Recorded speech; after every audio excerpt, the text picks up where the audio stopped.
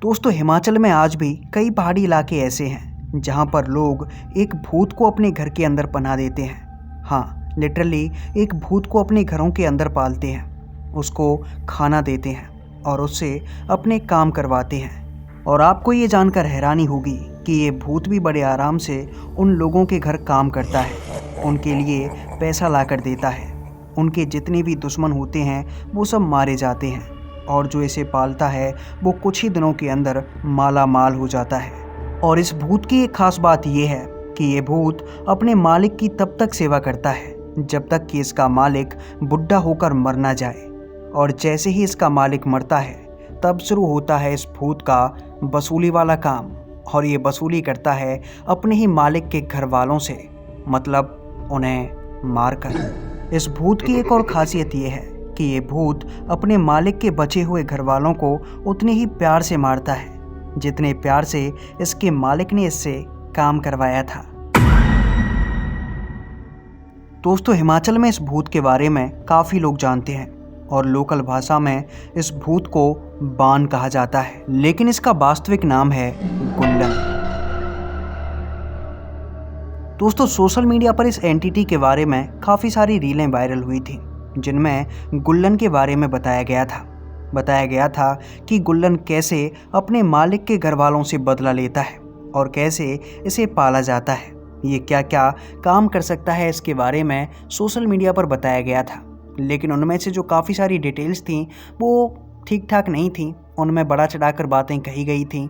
लेकिन जब मैंने इसके ऊपर रिसर्च किया तो भाई मुझे एक ऐसी कहानी हाथ आई, मतलब एक आर्टिकल था और उस आर्टिकल के अंदर इस गुल्लन नाम की एंटिटी के बारे में ऐसे ऐसे कांड लिखे हुए थे जिनको पढ़ने के बाद भाई मैं क्या ही कहूँ, मतलब बहुत ही खतरनाक लेवल की एंटिटी है यार ये। अब ये एंटिटी कितनी खतरनाक है और क्या क्या कर सकती है, इसके बारे में आपको पता चलेगा इस स्टोरी के माध्यम से। वैसे मैं आपको बता दूं कि वीडियो की स्टार्टिंग में मैंने आपको जो गुल्लन की डिटेल्स दी हैं वो सब आधी अधूरी हैं, असली प्रोग्राम अभी बाकी है मेरे दोस्त।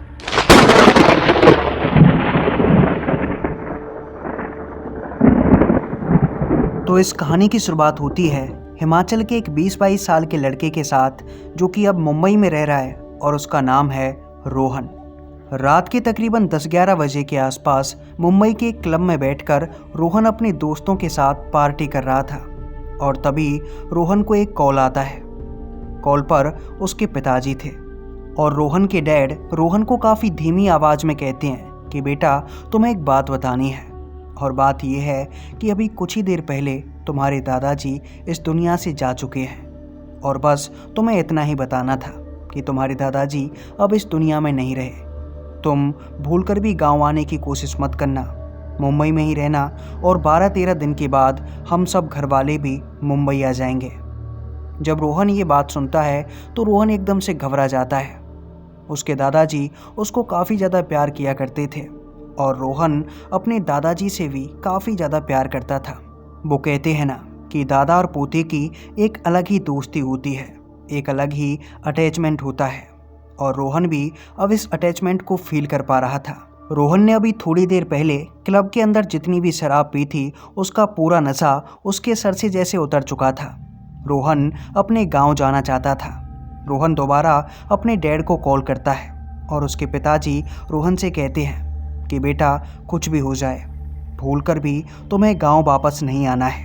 12-13 दिन के बाद हम सभी घर वाले तुम्हारे दादाजी का जैसे ही अंतिम संस्कार होगा तो मुंबई आ जाएंगे और फिर हम परमानेंटली वहीं पर शिफ्ट हो जाएंगे। मैं तुम्हें साफ साफ ये हिदायत दे रहा हूँ कि कुछ भी हो जाए तुम्हें गांव नहीं आना है। रोहन अपने पिता की ये बातें सुनता है और फिर फ़ोन काट देता है। इसके बाद रोहन अपने दोस्तों से बातें करने लगता है कि यार मेरे दादाजी नहीं रहे और मैं अपने दादाजी से बहुत ज़्यादा प्यार करता था, मैं गांव जाना चाहता हूं लेकिन पिताजी ने गांव जाने से मना कर दिया है। जब रोहन के दोस्त रोहन की ये बातें सुनते हैं तो बोलते हैं कि यार कोई ना कोई बात हुई होगी जिसकी वजह से तुम्हारे पिताजी ने तुम्हें गाँव जाने से मना किया है, और जब वो खुद कुछ दिनों के बाद मुंबई आ रहे हैं तो फिर तुम्हें गाँव जाने की कोई ज़रूरत नहीं है। रोहन भी अपने दोस्तों की बातें मान लेता है और इसके बाद रोहन लगभग 10-12 दिन तक अपने घर वालों से फ़ोन पर हालचाल पूछता रहा। और फिर इसके बाद उसके जितने भी घर वाले थे वो सब एक साथ अपने हिमाचल के गांव को छोड़कर मुंबई आ जाते हैं। अब जो रोहन की फैमिली थी वो भी काफ़ी बड़ी फैमिली थी और एक जॉइंट परिवार था जिसमें उसकी चाचा चाची, उसकी दादी, उसके माँ बाप, उसके 2 छोटे भाई बहन और रोहन के बीच वाले चाचा का एक लड़का था। तो ये सब अपने पुराने गांव को छोड़कर मुंबई आ जाते हैं। और जब ये सब मुंबई आते हैं तो रोहन को पता चलता है कि रोहन के पिताजी ने पहले से ही मुंबई के अंदर एक आलीशान फ्लैट खरीद रखा था और ये सब के सब उस फ्लैट में आकर शिफ्ट हो जाते हैं। रोहन की पूरी फैमिली को मुंबई के अंदर आए हुए तकरीबन 15 से 20 दिन बीत चुके थे, लेकिन इन दिनों के अंदर रोहन ने अपनी फैमिली के अंदर कुछ तो अजीब नोटिस किया था, कुछ ऐसा जो कि उसे अपनी फैमिली के अंदर अलग दिखाई दे रहा था। रोहन को ऐसा लग रहा था कि जैसे उसका पूरा परिवार डरा डरा सा रहने लगा है। उसको लग रहा था कि उसके पिताजी, उसके दोनों चाचा, उसकी दादी, घर के ये सभी लोग रोहन को काफ़ी ज़्यादा थके थके और बीमार से लग रहे थे। लेकिन रोहन को लगा कि शायद नए नए मुंबई आए हैं और गांव से इतने बड़े शहर में आए हैं, तो यहाँ का पानी, यहाँ का खाना, यहाँ की हवा शायद इनको एडजस्ट नहीं हुआ है और इसी वजह से ये सब ऐसे परेशान से लग रहे हैं। लेकिन रोहन को एक और अजीब चीज़ ये लग रही थी कि घर के सभी लोग रोहन से काफ़ी कम बातें कर रहे थे। मतलब जिस तरह से रोहन से पहले बातें किया करते थे उस तरह से कोई भी अब रोहन से बातें नहीं कर रहा था। रोहन से तो छोड़ो, वो सब लोग आपस में भी इतनी बातें नहीं कर रहे थे। उन सभी का व्यवहार एकदम से बदल सा गया था। लेकिन रोहन को इस बात से ज़्यादा फर्क नहीं पड़ा क्योंकि रोहन घर के अंदर काफ़ी कम ही रहता था। वो अपने दोस्तों के साथ पार्टियां करता और अपना जो काम किया करता था उस काम पर उसका पूरा फोकस था। इसके बाद होता कुछ ऐसा है कि रोहन एक दिन अपने घर आता है और जब रोहन घर आकर पहुंचता है तो देखता है कि उसकी दादी की तबीयत काफ़ी ज़्यादा ख़राब है। घर वाले उसकी दादी के पास बैठे हुए हैं और दादी सभी घर वालों को देख रही है। जब रोहन अपने माता पिता से पूछता है कि आखिर दादी को क्या हुआ है तो रोहन के पिताजी रोहन से कहते हैं कि बेटा, शायद अब तुम्हारी दादी कुछ ही पलों की मेहमान है और इसके बाद तुम्हारी दादी भी तुम्हारे दादा के पास चली जाएंगी, मतलब इस दुनिया को छोड़कर जाने वाली हैं। रोहन ये बात सुनता है और काफ़ी ज़्यादा हैरान हो जाता है क्योंकि रोहन के जितने भी घर वाले थे वो रोहन की दादी के पास ऐसे बैठे हुए थे मानो कि वो उनके मरने का ही इंतज़ार कर रहे हैं। रोहन अपने पिताजी पर चिल्लाते हुए कहता है कि जब तुम्हें लग रहा है कि दादी की तबीयत खराब है तो दादी को किसी डॉक्टर के पास क्यों नहीं ले जाते, किसी हॉस्पिटल में क्यों नहीं ले जाते, यहाँ पर तुमने ऐसे घर में क्यों लटाया हुआ है दादी को, और क्या तुम सब लोग दादी के मरने का इंतजार कर रहे हो। तब रोहन के पिताजी रोहन की तरफ देखकर एक ऐसी बात रोहन से कहते हैं जिसको सुनने के बाद रोहन के पैरों के नीचे से जमीन खिसक जाती है। दरअसल रोहन के पिताजी कहते हैं कि दादी के मरने का नहीं, हम सब के मरने का इंतज़ार कर रहे हैं। हम सबको भी कुछ ही दिनों के अंदर वो अपने साथ ले जाएगा। वो हमें नौकर बनाकर रखेगा, अपना गुलाम बनाकर रखेगा।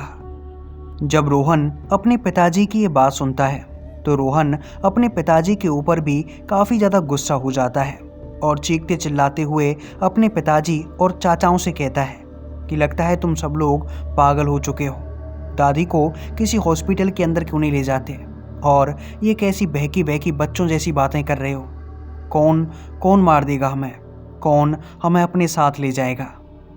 तब रोहन के पिताजी और उसके दोनों चाचा रोहन को अपने पास बुलाते हैं और फिर रोहन से कहते हैं कि देखो, अब बचने का कोई उपाय नहीं है।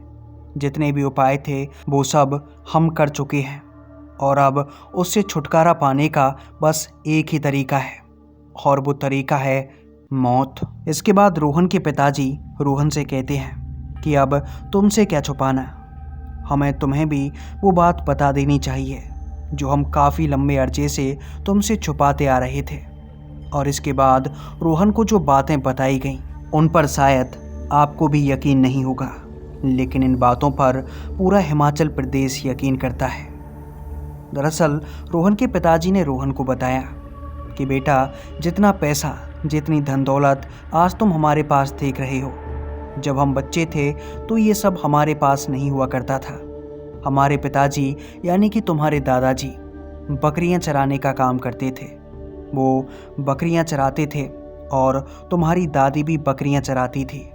कभी कभी मैं और मेरे दोनों भाई भी बकरियां चराने के लिए उनके साथ जाया करते थे। लेकिन फिर अचानक हमारे पास इतनी दौलत पता है कहाँ से आई? रोहन अपने पिताजी से पूछता है। कहाँ से पिताजी? तब रोहन के पिताजी रोहन से कहते हैं, गुल्लन। तुम्हारे दादाजी ने गुल्लन को सिद्ध किया था। और जानते हो गुल्लन क्या होता है? गुल्लन का दूसरा नाम है मौत। लेकिन ये तब पता चलता है जब गुल्लन अपना पूरा खेल खेल चुका होता है। गुल्लन पहले पैसा देता है, धन दौलत देता है, लेकिन उसके बाद एक झटके में वो सब कुछ ले लेता है। रोहन के पिताजी ने बताया कि गुल्लन को तुम्हारे दादाजी ने सिद्ध किया था। वो उस टाइम पर काफ़ी ज़्यादा गरीब थे।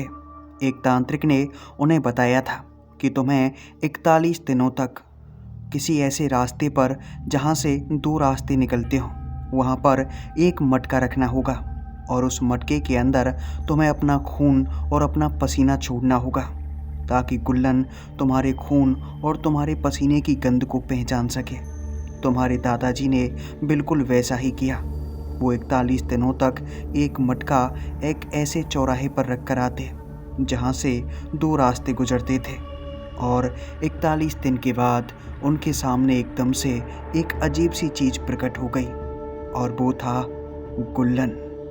गुल्लन जैसे ही तुम्हारे दादाजी के साथ आया तो उसने तुम्हारे दादाजी से कुछ बातें कही। गुल्लन ने कहा कि मैं तुम्हें माला माल कर दूंगा, तुम्हारे पास सब कुछ होगा, लेकिन मेरी एक शर्त है और शर्त ये है कि मैं तुम्हारे परिवार का एक हिस्सा, एक सदस्य बनकर रहूँगा। मैं कभी भी तुम्हारे परिवार से दूर नहीं जाऊँगा। जब तक तुम जिंदा हो मैं तुम्हें माला माल करता रहूँगा। तुम जो कहोगे मैं वही करूँगा। लेकिन जिस दिन तुम मर गए उस दिन से तुम्हारा पूरा परिवार मेरे बस में होगा। मैं एक एक करके तुम्हारे पूरे परिवार को खा जाऊँगा। रोहन के पिताजी ने बताया कि इसके बाद तुम्हारे दादाजी ने उस गुल्लन की सारी शर्तें मान ली और गुल्लन को एक मटके में बंद करके अपने घर ले आए। इसके बाद से गुल्लन मटके के अंदर रहता। तुम्हारे दादाजी पूरे दिन इस मटके के ऊपर एक कपड़ा बांध कर रखते और जैसे ही रात होती तो तुम्हारे दादाजी मटके से वो कपड़ा हटा लेते और जैसे ही कपड़ा हटता तो गुल्लन मटके से बाहर आ जाता और फिर तुम्हारे दादाजी उस गुल्लन को कोई काम बताते और जो भी काम वो गुल्लन से करने के लिए कहते गुल्लन वही काम करता। धीरे धीरे करके हमारे पास पैसा आने लगा। हमारे जितने भी दुश्मन थे एक एक करके वो मरने लगे और हमने पूरे गांव के आसपास की सारी ज़मीनें खरीद लीं। न जाने कहां से हमारे पास धन दौलत आए जा रही थी और धीरे धीरे करके हमारे सभी गांव वालों को भी पता चल गया कि हो ना हो हमारे पास ज़रूर कोई ऐसी शक्ति है जो कि हमें ये पैसा ला कर दे रही है। और धीरे धीरे करके सभी गांव वाले समझ चुके थे कि हमने गुल्लन पाल रखा है और फिर सभी गांव वालों ने हमसे दूरियां रखना स्टार्ट कर दिया। कोई भी गांव वाला ना तो हमारे घर पे आता और ना ही हमसे ज़्यादा बातें करता। इसके बाद धीरे धीरे करके हम बहुत ज़्यादा पैसे वाले हो गए, इतने पैसे वाले कि हमारे पास पैसे की कोई था नहीं थी। लेकिन हमें डर तब लगना शुरू हुआ जब तुम्हारे दादाजी बूढ़े होने लग गए। धीरे धीरे करके तुम्हारे दादाजी बूढ़े हो रहे थे और उन्हें ये डर सताए जा रहा था कि जैसे ही उनकी मौत होगी तो ये गुल्लन उनके पूरे परिवार को खा जाएगा। और इसीलिए तुम्हारे दादाजी ने उस गुल्लन से बचने के लिए नए नए समाधान ढूंढे। वो कई तांत्रिकों, कई पंडितों के पास गए, लेकिन इससे बचने का कोई उपाय नहीं था। गुल्लन हर रात तुम्हारे दादाजी के पास बैठा रहता, उनसे काम मांगता और जब तुम्हारे दादाजी उससे कहते कि मेरे पास कोई काम नहीं है तब गुल्लन को तुम्हारे दादाजी आटे में नमक, कंकड़ और बाल मिलाकर दे दिया करते थे और वो गुल्लन बस आटे से कंकड़, नमक और बालों को अलग करता रहता। बस यही काम था उस गुल्लन के पास। हमारे पास इतना पैसा आ चुका था कि हम अब कोई भी काम मजदूरों से करवा सकते थे। धीरे धीरे करके तुम्हारे दादाजी बूढ़े होते चले गए और जैसे जैसे तुम्हारे दादाजी बूढ़े हो रहे थे तो गुल्लन के बारे में और भी अजीबोगरीब चीज़ें तुम्हारे दादाजी को पता चली। गुल्लन उनसे कहा करता था कि अब तुम्हारे मरने में 5 साल बचे हैं, अब तुम्हारे मरने में इतना टाइम बचा है, उसके बाद मैं तुम्हारे पूरे परिवार को खा जाऊंगा। और इस बात से तुम्हारे दादाजी काफ़ी ज़्यादा परेशान रहने लगे। उन्होंने सारी बातें हमें बताईं और जब ये बातें हमें पता चलीं तो हम भी काफ़ी ज़्यादा डर गए थे। हमने पूरे परिवार को दूर दूर करने की सोची। हमने सोचा कि अगर कोई गांव के अंदर रहेगा ही नहीं तो शायद हो सकता है हम बच जाएं, लेकिन ऐसा भी नहीं हो सकता था। हम जहां भी होंगे गुल्लन हमें ढूंढ ही लेगा और अंत होगा हमारी मौत के साथ। इसीलिए हमने डर के मारे तुम्हें वहाँ से बचपन में ही बाहर निकाल दिया ताकि तुम अपनी ज़िंदगी अच्छे से जी सको। अंत तो हम सबको पता है कि हम सबको अंत में मरना ही है। रोहन, आज तुम्हारी दादी माँ जा रही हैं और कुछ दिनों बाद हम सबको जाना है। जब ये बात रोहन को पता चली तो रोहन काफ़ी ज़्यादा दुखी था, लेकिन इसके बाद उनकी दादी माँ नहीं रही। दादी माँ जा चुकी थी और फिर दादी माँ के जाते ही लगभग 2 दिन के बाद उनकी पूरी फैमिली में कुछ अजीबोगरीब होने लगा। उनके पिताजी के सर के जितने भी बाल थे वो सभी बाल झड़ चुके थे। उनके पिताजी यानी कि रोहन के पिताजी, चाचा और चाचा का लड़का, यहाँ तक कि खुद रोहन, ये सब के सब गंजे हो चुके थे। और इसके बाद 1-1.5 महीने तक इनके पूरे परिवार के साथ कुछ ऐसा होता रहा जिससे ये मरने से पहले तड़प तड़प कर हर रोज़ मरते थे। इनके घर में न जाने कहाँ से किसी के नाखून खुरचने की आवाज़ आती। ऐसा लगता कि मानो काफ़ी सारे लोग इनके पास बैठकर चीख चिल्ला रहे हैं। ऐसा लगता कि जैसे इनकी छत के ऊपर कोई चल रहा है। कभी कभी इन्हें काफ़ी सारे लोगों की परछाइयाँ दिखाई देती। और फिर एक दिन इनकी जो चाचियाँ थीं यानी कि रोहन की चाचियाँ, वो दोनों चाचियाँ एक रात अचानक से चल बसीं। और ऐसे नहीं, उनके मरने का तरीका थोड़ा सा अलग था। जब सुबह उनको देखा गया तो उनके शरीर में खून का एक कतरा भी नहीं था। उनकी पूरी बॉडी सफ़ेद पड़ चुकी थी। और इसके बाद जितने भी घर के अंदर बच्चे थे वो सब बच्चे भी अगले 3 दिन के अंदर गुजर गए। और अब बारी थी रोहन, उसके चाचा और उसके पापा की। और एक दिन रोहन के पिताजी रोहन के पास ही बैठे हुए थे। ये तीनों रोए जा रहे थे और इनके सामने एक काली सी आकृति आती है। वो आकृति कोई और नहीं बल्कि गुल्लन था। और फिर इन सब के देखते ही देखते वो अजीब सी परछाई रोहन के चाचा के अंदर चली गई, मतलब उनके शरीर के अंदर। और फिर रोहन के चाचा ने जो किया वो देखने के बाद रोहन और उसके पिताजी दोनों काफ़ी ज़्यादा डर चुके थे। दरअसल रोहन के चाचा ने अपने एक हाथ से अपने दूसरे हाथ को एक झटके के साथ उखाड़ दिया और फिर उस हाथ को उखाड़कर वो हाथ को अपने मुंह में लेकर चबा चबा कर खाने लगे। ये देखकर रोहन और उसके पिताजी दोनों काफ़ी ज़्यादा डर चुके थे। रोहन के चाचा ने हाथ को खाने के बाद अपने एक हाथ से अपनी मुंडी पकड़ी और जोर से गर्दन घुमा दी और इसी के साथ रोहन के छोटे चाचा वहीं पर चल बसे। इसके बाद वो परछाई रोहन के चाचा के अंदर से निकली और न जाने कहाँ गायब हो गई। 3-4 दिन के बाद रोहन के पिताजी अचानक चल बसे। जब रोहन ने अपने पिताजी को देखा तो वो ज़मीन पर पड़े हुए थे और उनकी जीभ बाहर निकली हुई थी। अब बारी थी रोहन की और रोहन को अब कुछ अजीबोगरीब दिखने लगा।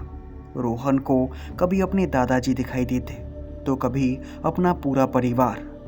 रोहन को ऐसा लगता कि मानो उसका पूरा परिवार बस रोहन का ही इंतजार कर रहा है। और गुल्लन से डर डर कर रोहन ने एक दिन खुद अपने आप अपनी जान ले ली। तो दोस्तों, ये था आज का इंसिडेंट। और गुल्लन के बारे में जो भी उत्तराखंड से हैं या फिर हिमाचल प्रदेश से हैं, उन सभी लोगों ने ज़रूर सुना होगा। इसे लोकल भाषा में बान कहा जाता है, मतलब पाला हुआ भूत। और ये भूत इतना ज़्यादा खतरनाक है कि जब भी हिमाचल या उत्तराखंड के किसी गांव में इसका नाम लिया जाता है, खासकर पहाड़ी इलाकों में, तो जो लोग इसके बारे में जानते हैं वो नाम लेने से भी डरते हैं। और इसके बारे में कुछ ऐसा ही कहा जाता है कि ये पहले अपने मालिक की तलाश करता है और इसकी तलाश हमेशा जारी ही रहती है। और जैसे ही इसे इसका मालिक मिलता है तो ये उसके लिए धन संपत्ति और जो भी ये दे सकता है वो सभी चीज़ें ये अपने मालिक को देने की पूरी कोशिश करता है। लेकिन जैसे ही इसके मालिक की मौत होती है तो फिर खेलता है ये अपना असली खेल। और गुल्लन का खेल ही कुछ ऐसा होता है कि गुल्लन से कोई बच नहीं पाता। गुल्लन अपने मालिक के पूरे ख़ानदान को ख़त्म कर देता है और फिर तलाश में जुट जाता है एक नए मालिक की।